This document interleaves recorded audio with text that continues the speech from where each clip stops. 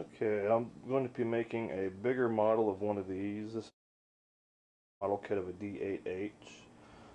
I'm going to be making a 1/12 scale model, which is going to be like 5 times bigger than this one.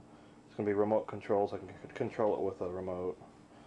It's going to have an actual hydraulic system in it and other things like that. The D8H was in production. See, the H model started in 1958. And they ended the H series in 1973.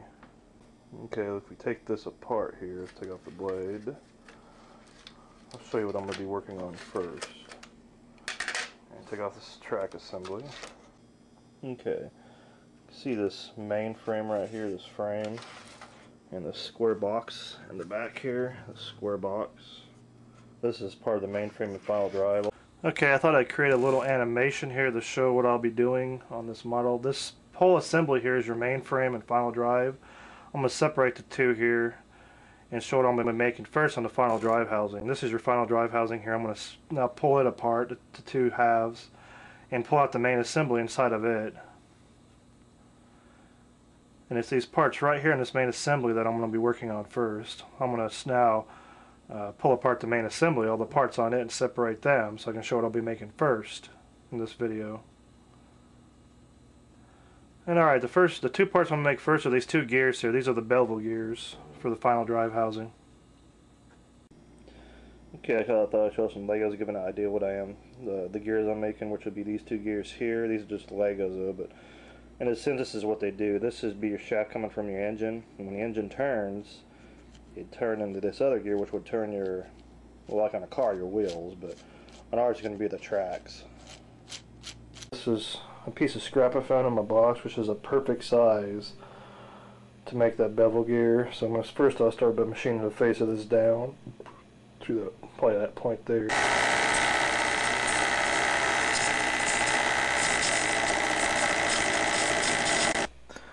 Alright, now I got it mounted to my gear cutting mandrel, and I made the adapter there at the end, machined it so it fit in the slot there, so I can now finish doing the face of this.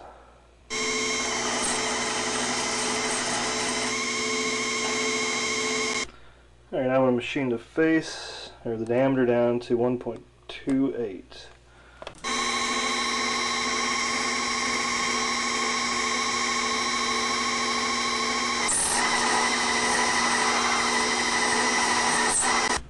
Alright, now to machine the angle.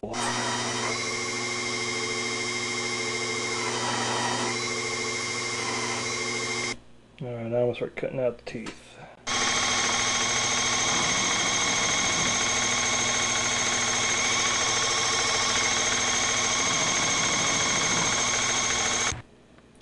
Alright, get back to this. Alright, got that finished.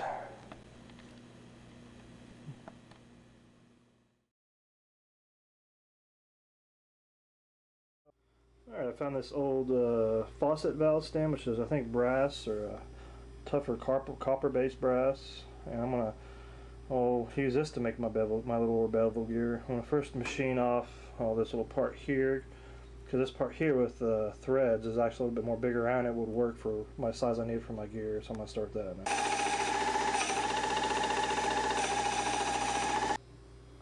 Alright, that's off. Now I'm gonna start machining that down smooth.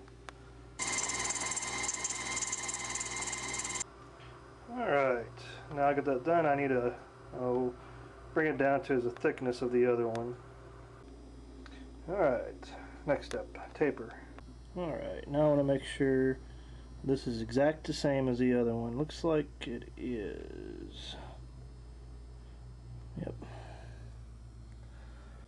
Alright, I got this set up now. I'm going to start cutting all the 15 teeth. I'm going to use this time a 1/16 inch end mill, which is 10,000ths of an inch shorter, or 10,000ths of an inch thinner groove.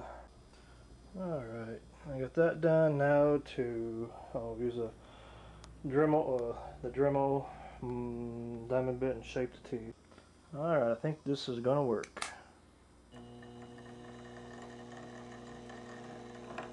If I give it resistance, it still turns real good. That's what I want. without no back, good right amount of backlash. So that did it, the teeth and everything.